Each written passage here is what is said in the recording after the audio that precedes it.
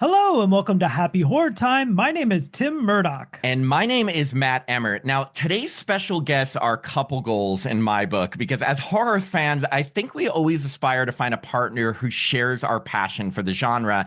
And these two filmmakers together created Social House Films, a production company pretty much dedicated to horror. They've made 30 short films, last I checked on YouTube and counted, many with millions of views, and have even expanded into features, including last year's supernatural flick Beezel. He directs, she produces, they co-write, she stars, and together, well, they just scare the hell out of you.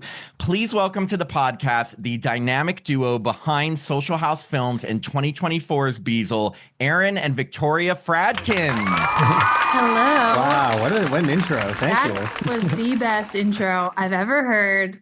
And I would love it if you could. I'll just watch this and transcribe it later because that was the best intro. Oh my God, thank you. We it's just funny because we do these interviews a ton, and when we watch other podcasts, they're like, okay, here's the director bit, and I'm like, well, No, maybe we can. Well, Matt's a fantastic writer. I do write for a living. I work in an ad agency. So. Oh, it shows. It shows. Oh, well, thank you. But okay, so obviously we want to know more about your horror films and the making of Beezel, but we would love to start by getting to know a little bit more about the two of you and your background. So starting with Aaron, I read on IMDb, and you mentioned that you're originally from Western Mass and went to Boston University's College of Communication. Crazy coincidence, so did I. I was an ad major, though. Holy shit.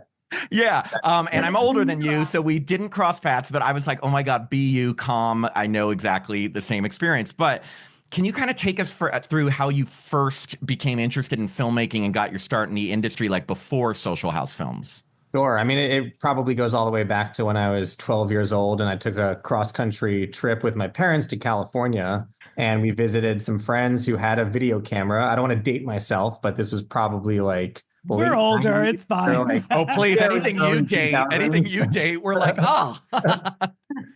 So, I was about 12 years old, and that was the first time I held a camera, and I loved just filming everything to the point where I'd even watch it back and ask myself, why am I filming all of this boring life? And that's sort of when I discovered the power of editing.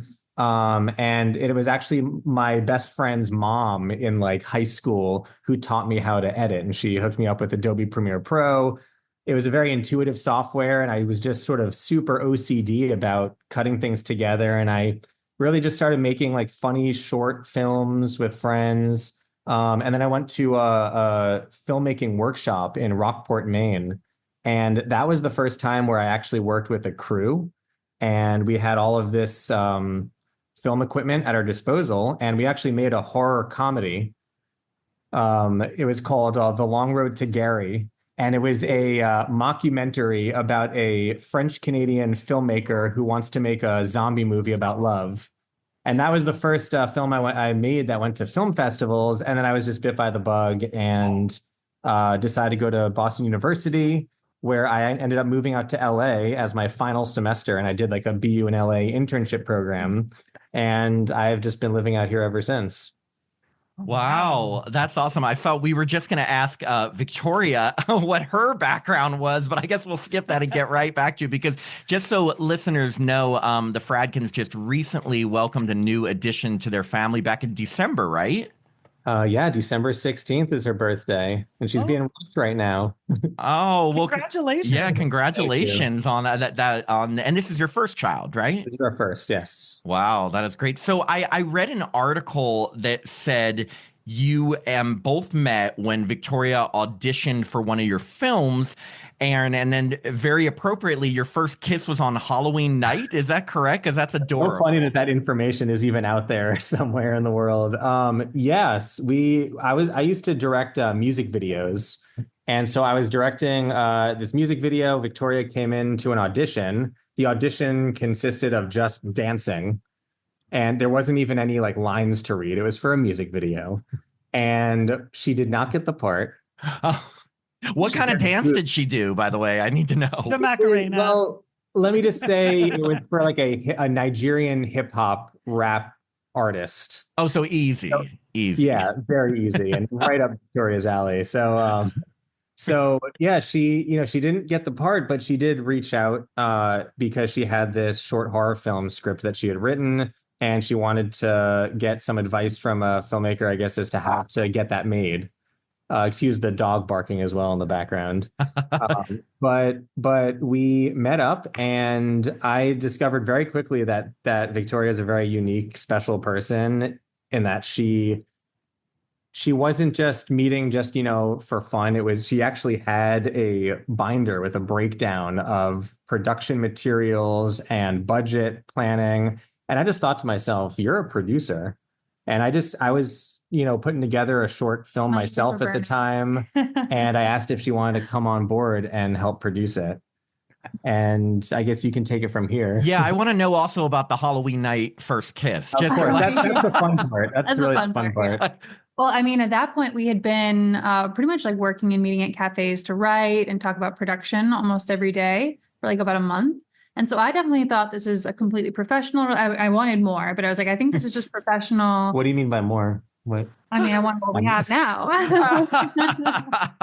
And so then by like the day 30, 31, October 31, I was like, all right, we're officially friends. Like this is just a friendship, I guess. But I invited him to a special event I was hosting because at the time I was also doing like occasionally emceeing special events in LA. So I was doing this for LA Travel Magazine. I was like, ooh, he's gonna come see me be this cool like host on stage and blah blah blah.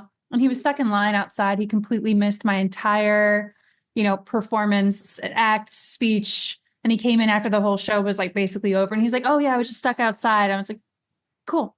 And so then that was actually the last time I ever did it. So to this day, he's never seen me host or MC. I don't really do it anymore. I think she's lying about it. I don't think she is. There are photos. Wait, and this was on Halloween?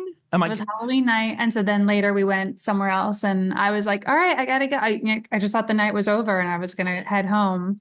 And then he kissed me, and that was. I thought I was waiting for the horror movie twist, and then he followed me home. He followed me home. Kissed me. Well, Erin, did you guys bond over horror films at all? I wouldn't say we bonded over horror films. It's in a way, it was always subconsciously in our blood. Anytime we would want to make something together, it was always just we both intuited we wanted to do horror in some way. And the first short film that we made was called Shadow Knife Fingers, and we just sort of made it up as we went along. And I was just sort of playing with some fun visual effects, and we shot this in my studio apartment in Hollywood. It's not the worst thing in the world. It's kind of cute. It's got a little Twilight Zone-y vibe, like just vibe-wise, and it's kind of cute. And then we had no idea what to call it. We're like Shadow Knife Fingers. Throw that thing on YouTube, and no one watched, and that was that. But I think we're both drawn to horror just because it sort of is able to hit on every part of filmmaking that interests us, from like visual effects to special effects, cinematography. You can, get really creative with story. It really just checks off every box that I want as a filmmaker, and I think Victoria would agree. Yes. I love that title. Yeah, I really do. What was it about? Oh, Shadow Knife Fingers. Well, this shadow and his fingers were knives. Yeah, you're like, there it is. So this question is for both of you. Something we ask all our guests at the beginning. Growing up, which horror films had the biggest impact on you or shaped your love of the genre? If you want to go first, Victoria, like anything that stuck with you as a kid as a horror film that you never can forget. Oh, sure. That's easy. That's Nightmare on Elm Street. I was way too young to watch it. And it was really my best friend at the time who had older brother. No, she was older. Whatever. She was in one of those families where they were allowed to watch the scarier movies and I was not. So I was over with her. They're like, you got to watch this. I'm watching it. I don't want to watch it. I'm terrified. I was such a chicken. So just, I actually didn't feel brave enough to even watch horror until like a few years ago, like recent, like forgive me. And now I'm like horror for lunch, watch it. I'll watch it with my morning coffee if I'm trying to like get inspired. But yeah, definitely Nightmare on Elm Street. And I will always remember my friend showing me that way too young. Freddy coming through the bed, underneath the bed, like always. I was afraid of my bed for days. I used to run from the carpet to like jump onto the bed because I thought Freddy couldn't get in. We're talking like second grade. So I feel like that was pretty formative there. Amazing. How about you, Erin? For me, hands down, as cliche as it may be, is the Sam Raimi Evil Dead movies. Mm. When I first saw that, I don't even think I realized I wanted to pursue a career in horror until I saw Evil Dead and Evil Dead 2 and then Army of Darkness, and I was just like, you can do this in a movie? I like he just broke every rule, and it was just so much fun. And then I felt kind of cool because I was like, well, I like horror. Like this is really within the horror genre, and I like this. This isn't scary at all. And that was kind of, I guess, like the marijuana of horror movies in a way, where it just sort of opened the door to all of these other fun films. And then I just sort of went on this journey of looking for darker, scarier, gorier, and all that. What are your thoughts on the Evil Dead remake and the Evil Dead, the one that what is it called? The one that came out just Evil Dead Rise? Evil Dead Rise. Yeah. Thoughts on those? Yeah, we went to a screening of Evil Dead Rise, and I really, really enjoyed it. Kind of captured the soul of the originals and still added something new. I think the Fede Alvarez did the one before that. Is that right? The 2013. That one, I enjoyed it, but it was very much a different kind of film. It didn't feel like it was like an act, like one of the original Evil Dead movies. It just felt like sort of its own scary thing. It definitely wasn't very funny, and the horror, the comedy is really what makes Evil Dead Evil Dead. Right. Yeah. I think I laughed like once when she ate glass. It's hilarious. D. So this is the most important question you both will answer today. Do you prefer the original Halloween or the original Friday the 13th? Because I'm a Friday 13th person and Matt is a Halloween person. So answer wisely. Yeah, personally, I like Halloween more, I think. Good call. We know we're on with great guests today. No, how about Victoria? Do you know which one she would prefer? Halloween. Okay, next question. She also says Halloween. Oh, okay, good. Okay, so moving on to the kind of like the origins of Social House Films. Now, Aaron, when and how was your production company formed, and was the plan always to focus on horror? Because I also noticed that your first feature film was a comedy called Electric Love. So how did everything get started with that? So the first feature film that Vic and I made together was called Electric Love, and that was a romantic comedy about dating apps. And it was sort of like ensemble cast, and we followed our lead couple who met on Tinder, and then there was a couple that met on Grindr, and then we explored Bumble and all of those. And that went to Hulu, and it was really cool, and it was a successful movie. But it was around the pandemic that we decided, when we couldn't go out and shoot something else, let's just stay at home and start making short horror films. I was very much inspired by, David F. Sandberg, and I loved his making of videos. And so we made this one short horror film. I think it was 2020, or maybe like end of 2020 or beginning of 2021. We made a short horror film called Bedhead. Yes, we saw it. We watched. And this was really just meant to be a camera test. I had just got like a new Blackmagic camera, and we put that online, and it just pretty quickly got picked up by Crypt TV.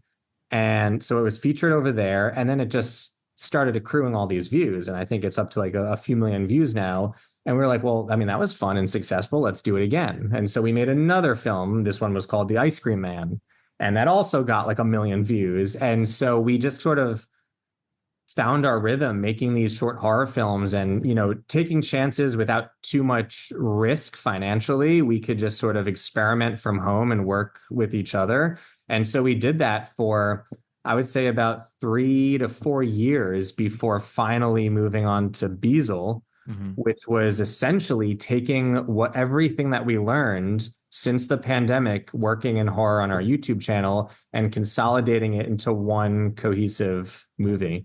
Yeah, well, so my next question was going to be, you kind of answered it, because like I said in the intro, you guys I counted 30 different horror shorts, and several of them have millions of views on them. And I was going to ask, which short would you say was kind of like the turning point for the company where you're like, okay, this really put Social House Films on the map? But it sounds like your first short film was? It was, I mean, the first one is sort of what encouraged us and like pushed us along. Like, you can do this, and there's an audience for this. The first real one, I think I would say that maybe put us on the map, you could say, would be The Ballerina. That has like 21 million views now. And I have people that, I went to high school with, I went to college with, that I haven't even spoken to in many, many years, messaging me on Facebook saying, "Hey, I was in the office and I saw this film," and like just it's wild, the reach of this short film. I had no idea when we were making it that it would be that successful. Obviously, I'm glad that it is, but that was really, I think I would say, a turning point for us. Wow. And do you each have a favorite film in your catalog of titles? Short film, yeah, of the shorts. Well, I mean, besides the ballerina, I would say this is a personal favorite that didn't get as many views as I would have hoped. I would say it wasn't as successful. It's called Jokes on You. I was watching The Mask with Jim Carrey. I was very inspired by, I mean, that's one of my favorite movies growing up. And so I came up with this idea of a curse, of a joke that when told, you become possessed with laughter that you cannot stop until you tell the joke to somebody else. And so I thought it was like a sort of funny, weird, quirky, and potentially disturbing idea. And I'm so proud of that movie, Jokes on You. I wish it were more successful, but yeah, Victoria has her own answer. Little lady might be pulling me away again sooner than later, but Oh, yes, let me see it. Yes. Okay. Oh, adore. Oh my God, look at her looking at us. she's like, I want to be on camera. Yeah. My answer is Death Record. We have a whole Yes. 4-part series, and I've always just thought that was such, I mean, it's object-driven horror, so it's something that we're familiar with. But I thought, how cool is this? Like this sound that can hypnotize you and make you do these terrible things to yourself and other people. And so that's something that I'm always like going back at and being like, how can we, take this to the next level? And honestly, one day I would love to pitch it as like a series or a limited run or a movie of its own. But yeah, that one has my heart. I like that one. I must confess, since I've watched that, every single night, when I brush my teeth, I think of your film. What is it? And now, for Victoria, since you're here, it's like I want to jump into a quick question that only you can answer, because just a couple random questions about some of the shorts, because we did watch a lot of them, really enjoyed them. One of them that looked incredibly fun or incredibly nauseating to make was called Happy Birthday. And I had to ask because, in the film, your character makes a wish to look younger, and then she proceeds to eat like a cake, cockroach and all. And I have to ask, did you really eat that entire cake? And what did you use for the cockroach? Because that scene was insane. Those are great questions. I remember that cake well. It was a really cheap, like grocery store cake. And I, in the beginning, I was like, hell yeah, like permission to like go crazy on cake. But by like take 3, 4, or 5, you're like, where's the trash can? Give me the bucket. And I was tossing out a lot of that cake from my mouth, much to the chagrin of our DP. I think he's like, what? You haven't had cake yet. You'll have cake one day. And then the cockroach. The cockroach was just plastic, but I like crunch into it. Oh, I know. You know. The cockroach was entirely stop motion. So we purchased a little plastic cockroach, life size, and just kept the camera rolling, and frame by frame we just move it along, and it took all of 20 minutes, and then I just put it all together. I used to do that as a kid. Do you remember Playmobil? He's younger than I know. Hey, like you're dating yourself now. I know. Playmobil were just like these little character things, and I made them like walk. When Tim was growing up during World War II, right, I was fighting dinosaurs. Yeah. Well, it's funny because our next thing, because don't worry, we're going to jump into Beezel, but we're kind of making our way as you see through your career. You made this great, which Victoria mentioned, this great 4-part miniseries called Death Record, where this cursed final record kind of causes listeners to kill people. And Aaron, of course, and now that you've answered your question, I know the answer to this, but like we were getting major Evil Dead vibes from the story just because, the chant in the cabin. So I guess I don't even need to ask, but was that an inspiration for these shorts? Absolutely. I mean, I think you'll see a little bit of Evil Dead in just about everything I do. Especially even in Beezel, which is, tonally, I think a lot different from Evil Dead. But you'll also see a little bit of Sinister in there. A little bit of Barbarian. That was one of our favorites from the past, few years. So yeah, there's a lot of influences, but Evil Dead is definitely consistently appearing. It totally makes sense. And Victoria kind of already answered this, but I guess you'd make Death Records into a possible series or a movie. I mean, is that something you Yeah, guys do you want ever to do? considered like a feature film for it all versus a miniseries? Absolutely. In fact, that's even how it started. Before I even met Victoria, I wrote a Death Record feature, which was totally different than what it turned out to be online. But we never got the feature off the ground. And so when we met, she loved the idea, she loved the title and the concept. So we put together the web series. However, it does hold a very special place in our heart. And I wouldn't be surprised if, one of these days we start writing the movie or even the TV series. I think it would be a great series. Yeah, it's really great. Again, listeners, if you go to Social House Films on YouTube, you can watch all these short films we're talking about and referencing for yourself. We really enjoyed the Death Record ones. The one thing I wanted to ask was part 4. I got the feeling part 4. Did you film that a couple years later? Because it looks like, and was Victoria actually pregnant and you worked that in? So I guess my question is, what made you after part 3 decide, hey, a couple years later, let's go back and add a part 4 to this series? I think it was just our love for the series. And, when we can't come up with any new original ideas, we just go into the archives and we're like, why not make another part to one of our most popular and favorite series? So it just kind of made sense. And we also had a new shooting location. And when you're working with, very little money, shooting things yourselves online, you're always trying to write things based on the resources that you have access to and the locations that you have access to. So we were like, well, we have this house now in the middle of the desert. Why don't we make a part 4? And were parts 1 through 3 filmed in Big Bear? They were. Okay, because I was like, something's familiar. Yeah. And I will say this, as horror lovers who love, we're big slasher fans, big surprise with the Halloween Friday the 13th thing. I liked the character, the creepy masked character you introduced in part 4 was really creepy. It was like a more sinister Art the Clown in a weird way. Totally.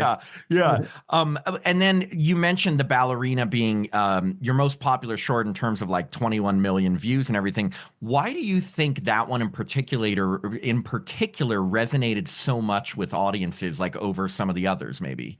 First of all, horror as a genre is already very popular, and it's sort of, it sort of, what's the word that I'm looking for? Permeates any culture, any language. I think fear is sort of a universal feeling, and whereas comedy is very subjective.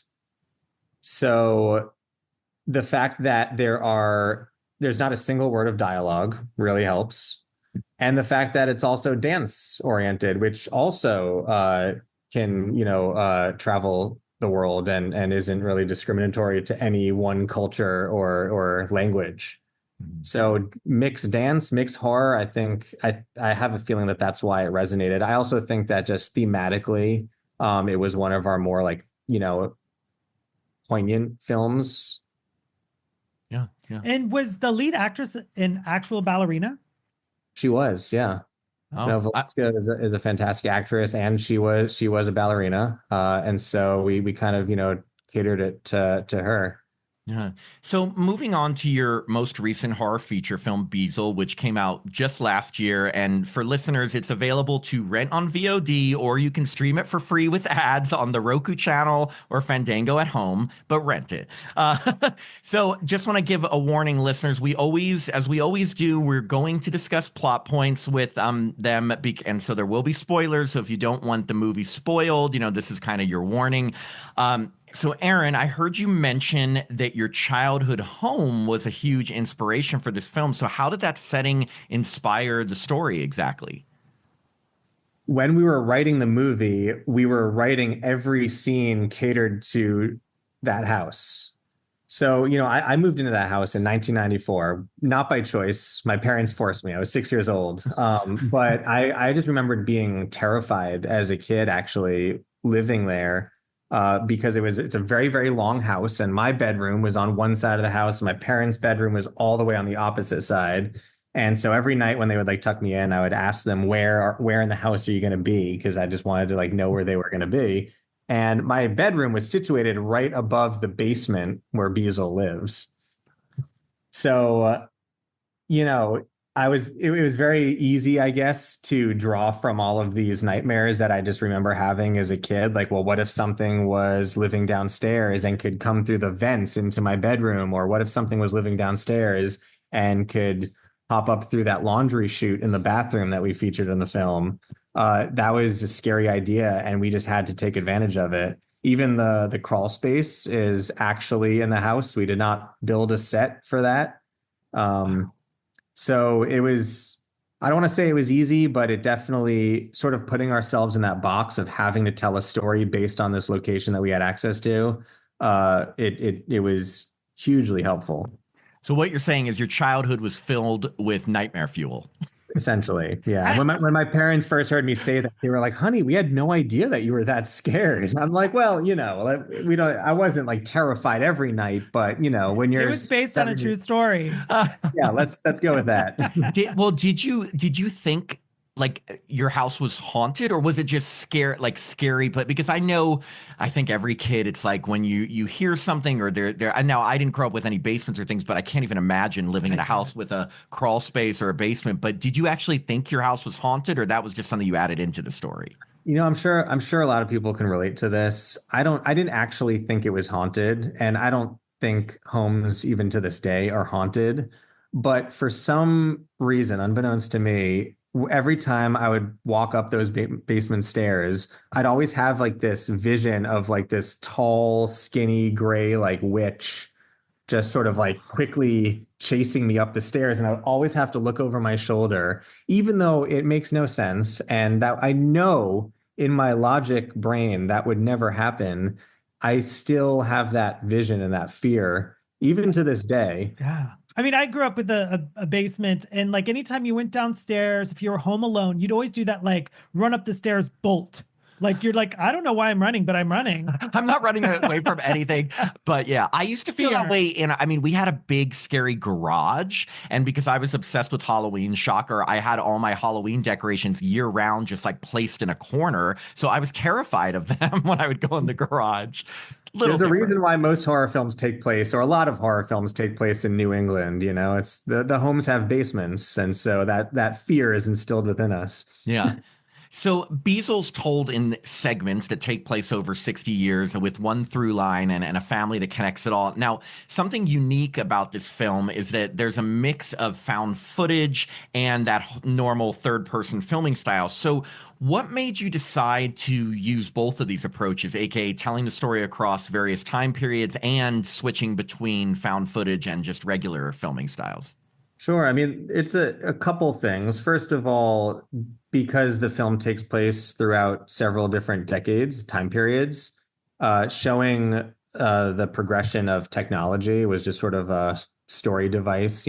So it starts off in the 60s, where we have 8 millimeter film, and then we move to the 90s or 80s where we have VHS, and then early 2000s where we have like a tape recorder. And then we actually end with like a mini DV camera.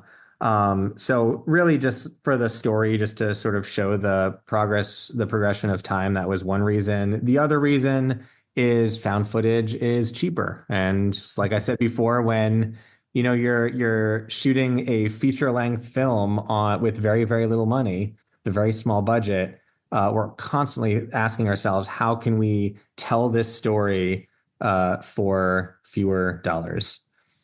No, I mean, but like the thing is that I think indie filmmakers in general, they always have to think that way. But as long as something is effective, I mean, it's got to be tough to come up with creative ways to be like, because as an audience member, you're like, okay, now why are they filming? So it's like it lands really well. Like I was like, oh, I would document that too. Yeah, and we're trying to justify it in the story. Like I don't like when films just sort of throw that element in there without it really being justified. But any time that we would cut to some sort of found footage element, it would be off of seeing a character holding the camera. Yeah, no, that makes sense. I was also, you were talking about the witch, Beezel, and I was going to ask what inspired the look of the witch, but is this what you had always grown up thinking this witch looked like? Yeah, I mean, it's sort of a combination of envisioning what it looks like and just what actually scares us. And then going online and shopping for prosthetics and looking at makeup and seeing what, Victoria was able to do herself with special effects makeup and Wow. putting that all together and then doing some tests and just seeing how it reads on screen. That's sort of how the look of Beezel was born. It's really scary, and we were actually wondering because when you see the witch in the shadows and things, was that an actual costume or that you put together, or because I take it that wasn't like obviously CGI or something? Was that like a full getup? It was essentially mostly it was pretty much a naked human being. A naked human being with like all sorts of makeup and With stuff on yeah, them. with just makeup. So that there were prosthetics and there was just a lot of body makeup, like grease paint and that kind of thing. Oh, wow. Yeah, it was effective. I mean, we and the opening scene of Beezel, it was kind of giving me a little bit of It vibes with the kid being kind of pulled down into the laundry chute. So I wanted to ask, did you model the scene after? Was there ever a childhood fear that you would get pulled down a laundry chute as a kid in this house? It's so funny. Obviously, like the comparison to It definitely occurred to us while we were writing it. We were like, this is kind of like the opening to It, but I think it's different enough to still be ours. Yeah, yeah. But really, that whole moment of this young boy opening up this laundry chute, staring down into this horrifying black abyss of a basement, that was just me as a kid. Like that's what I was doing. That's what I imagined could happen. And so that's sort of how we came up with the idea independently of It. And then we were like, well, It was a pretty solid opening. So I think that this would be a pretty solid opening.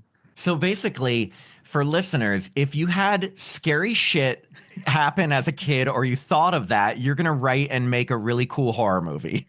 That's the Exactly. I mean, message. just draw from your own fears, right? Oh, it's so true. I mean, I guess I haven't tapped into them. I don't know if Let's do it. I know now you're gonna make Tim recover these memories of the basement, and then Oh you'll God, be I'm making. sorry. I'm sorry. It's okay. I'll be fine. And so the next segment has a really cool decapitation scene. How did you guys go about doing that? So we actually have a making of Beezel documentary on our channel where we actually show the visuals and go into great detail on how we accomplished that effect. But it was really just a team effort of me, our DP Keelan Carruthers, who shot the whole movie, and then our visual effects supervisor Sam Evenson. We did a test in LA first of Victoria just ripping off my head, uh, and it came out pretty well. Like it actually looked really good. There was no blood effects or gore or anything at that time. But what we did is I don't know how much detail you actually want, but we would essentially put tracking marks on the actor's neck. And then we went through the motion and counted 1, 2, 3. And on 3, he would sort of react to being decapitated, and then his body would just go limp. And then we would shoot separate elements of a prop head and then a severed neck prosthetic. And then we would have a syringe with some blood that we would just sort of drop. All of this was against a blue screen, of course, so that we could separate it from the plate. And then we just composite all of that together and add some motion blur. And we even I think Sam brought on some help from a 3D animator who is credited in the film as neck flap artist.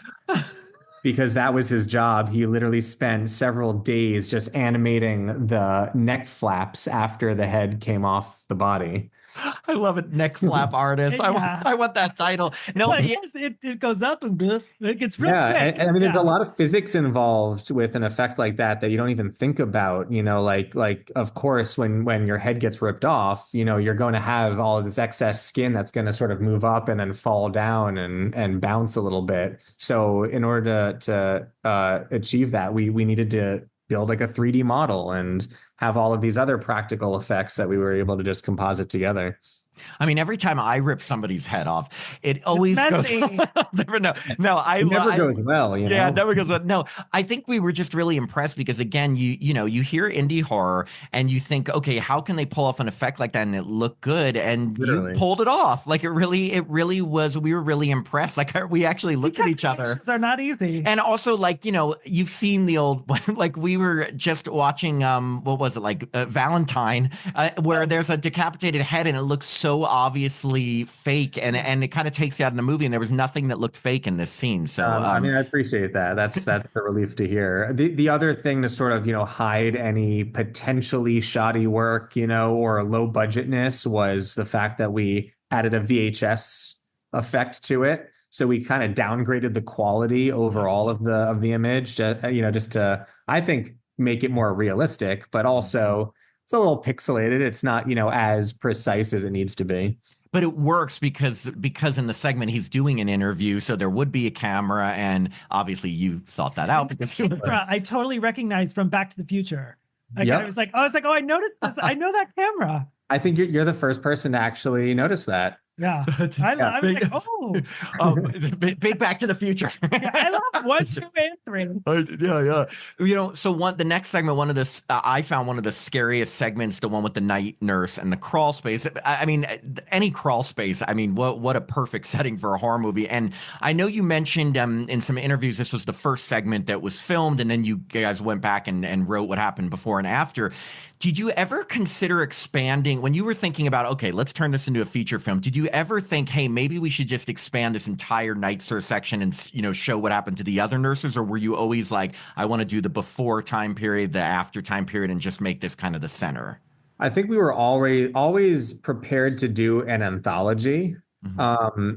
We obviously shot the night nurse section first.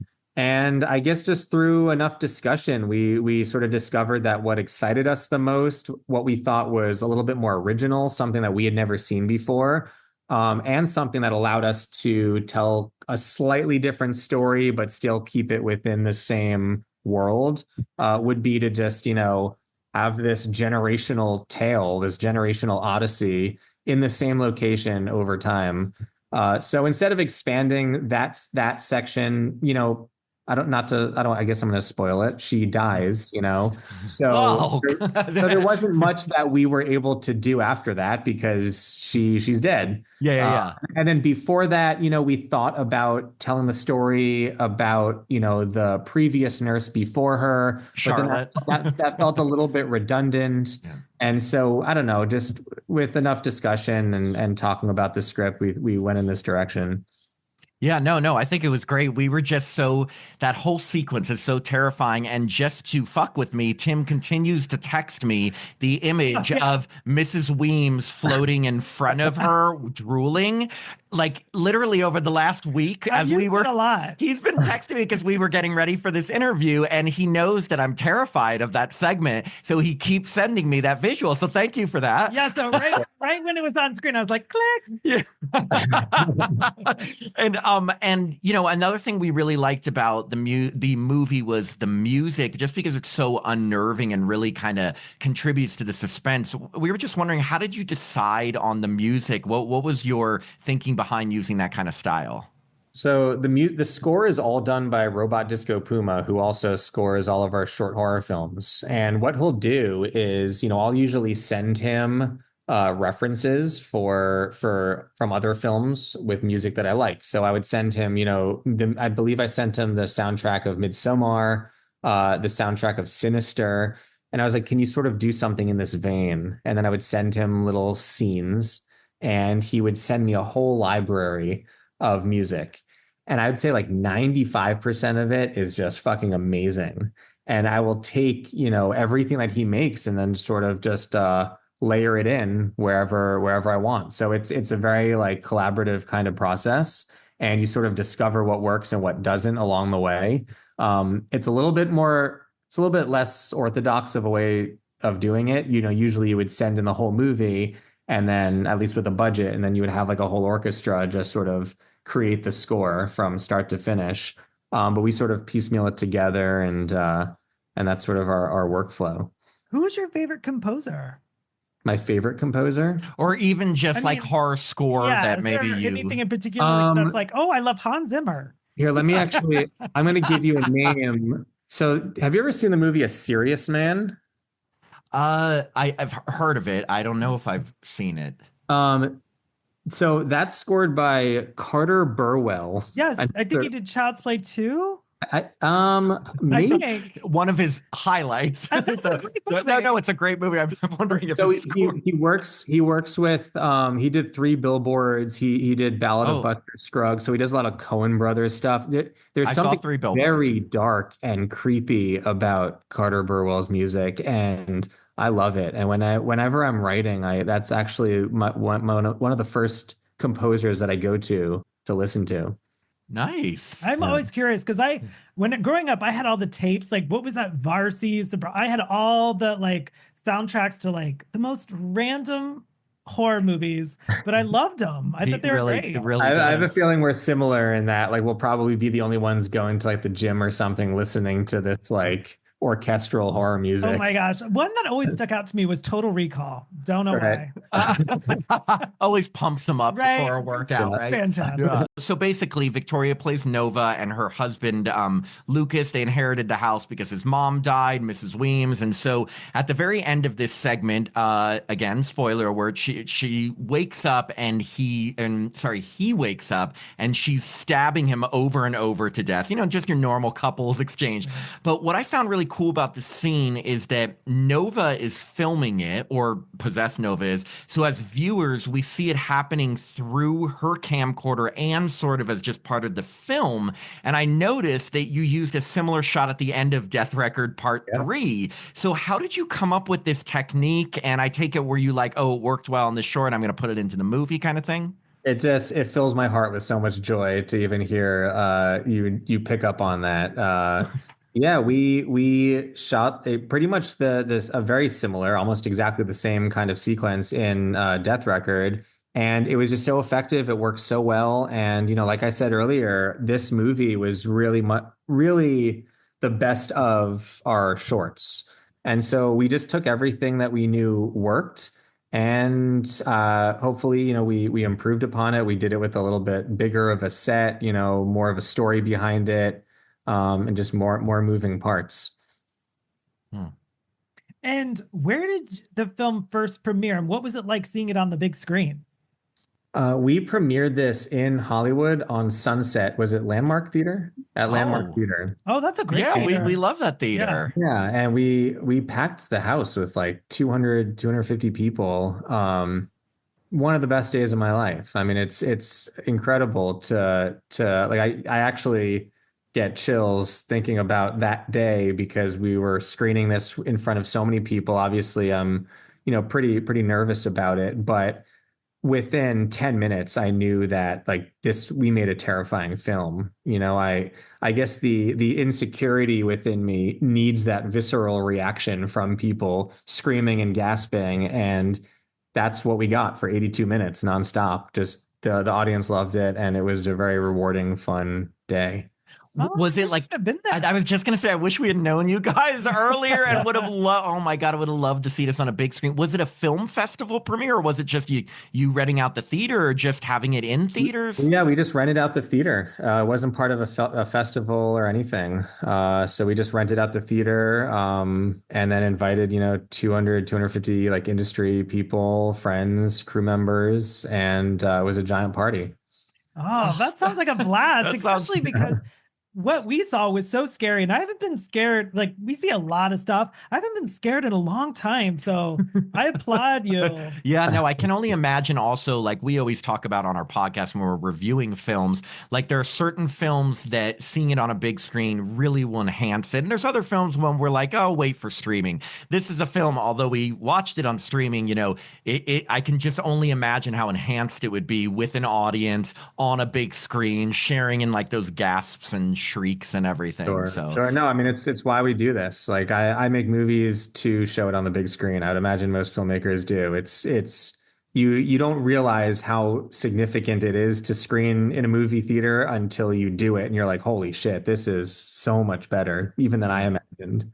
That's so cool. Yeah. So you mentioned in an interview that you and Victoria wrote a full page of backstory for Beezel the witch, and that most of it wasn't explored in this film, but you were saving it in case you were to make a sequel. So I think the big question is, are there any plans for a sequel? And if you did, can you give us just a hint of just like one thing you might explore in it? So if we were to do any kind of sequel, we are thinking that this would be a prequel and would take place many hundreds of years ago, diving into the origin of Beezel.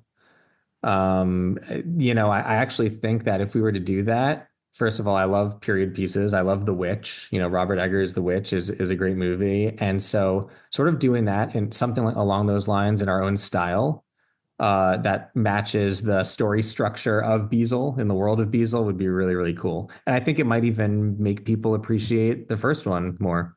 Yeah. So I mean, I take it you haven't decided. Are you leaning toward doing a sequel or not? Or We have a lot of projects that we're working on right now, but the Beezel prequel is definitely one that's sort of rattling around in our brains that I'm sure we're going to do eventually. I would say it's more likely than it's not at no, this that's great. time. Well, that's was going to be kind of one of our wrap-up questions was what's next for Social House Films? Like, do you think you'll make more horror shorts? Do you think you're going to focus strictly on feature films now, or what can you tell us about that? We're definitely going to do both. I don't think we're ever going to stop making short horror films.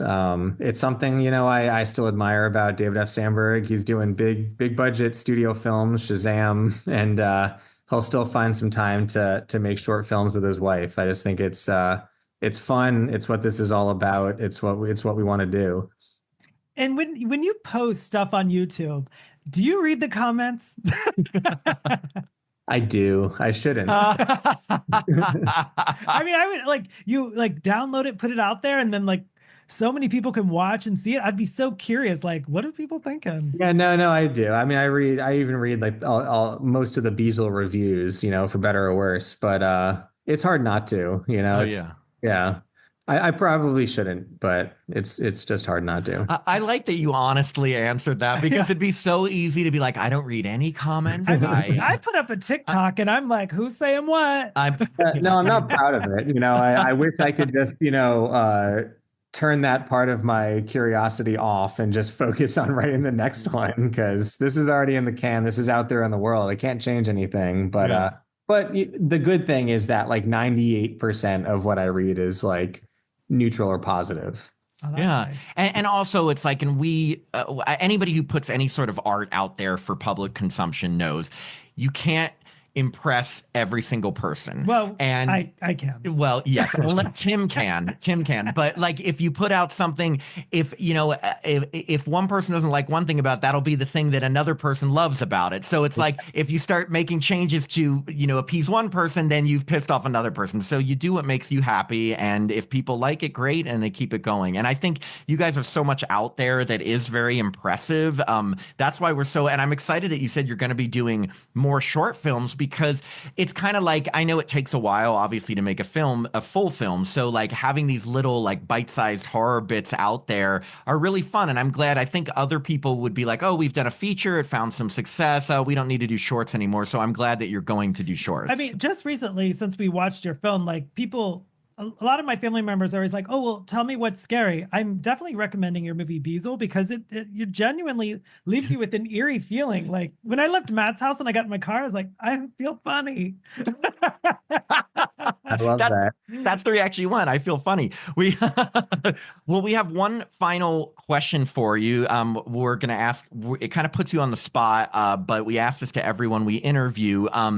What is one thing that you can tell us about your experience working on Beezel that you've never told in any other interview, publication, podcast, or whatever? You've never told Victoria. No, just one thing about your experience working on the film. And it doesn't have to be salacious and gossipy unless you want it to be, but something that you've just never told in an interview about your experience working on Beezel.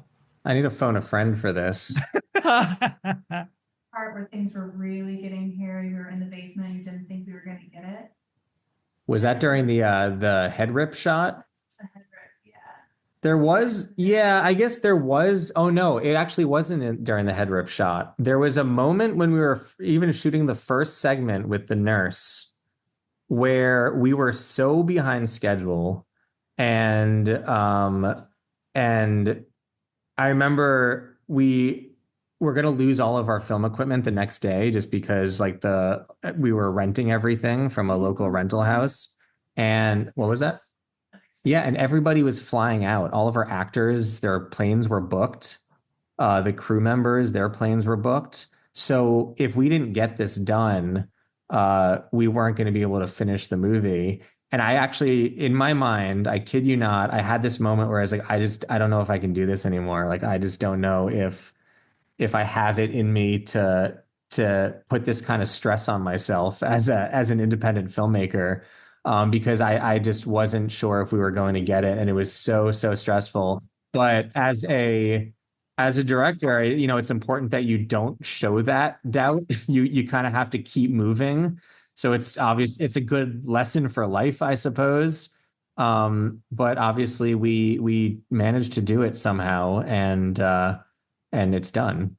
But and that's great because you're also a human being. So like everyone who has, and this is why we ask this question. We love hearing things like that because people, obviously you've done a ton of interviews on Beezel, and of course you're gonna, talk about all the polished good things and stuff. And we want to hear all the nitty gritty. Filmmaking is easy. Yeah, like I don't want to hear that. I know it's not easy. I know we very much admire filming up until like people were getting in their Ubers to go to the airport. We pretty much, I mean, we were filming up until like, 1 o'clock in the morning, and someone had like a 5 a.m. flight, and we still had to get them to the airport at Bradley International, and like at like 4, like in if just a few hours. And then they weren't going to get any sleep, and it was just very stressful. Like I already have gray hairs now, probably because of that movie.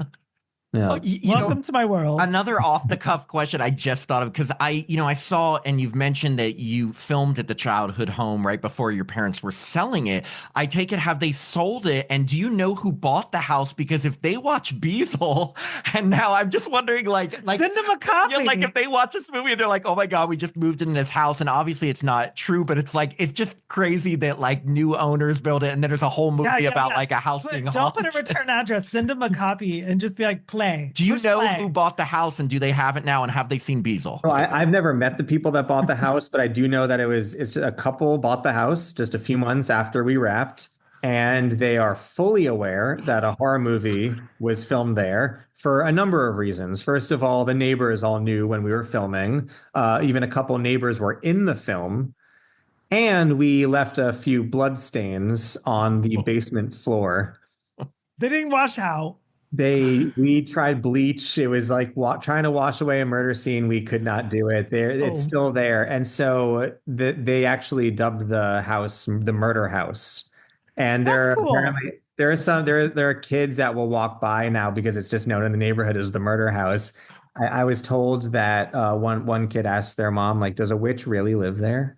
Oh my God, that's awesome. I would have left like a fake body part in the crawl space. Like, here's your house. Beezel's face in Here's your housewarming gift. No, that's so cool. Well, first off, thank you so much for taking the time. I feel bad we didn't get to talk as much with Victoria, but Victoria, we loved your performance in the movie. We loved seeing you in all of the shorts. Like we got to a point where we were watching so many shorts where she's always terrorized that we're like, this is I was like, does she get any sleep? Like, does she never every closet and bedroom that she's in, something awful happens. But yeah, we really enjoyed fun though. She's gonna live on until the next one. Yes, exactly. But and we hope Death Record you do more with that, because we really enjoyed that. But yeah, we thank you so much for your time. We can't wait to see what you guys do next. Amazing. No, thank you for having us. And Victoria says thank you if you can't hear her. Thank you. Well, take care. We'll hope to stay in touch. And yeah, we wish you nothing but the best. Yes. Absolutely. Thank you so much. Okay, take care. Bye. Bye-bye. Bye.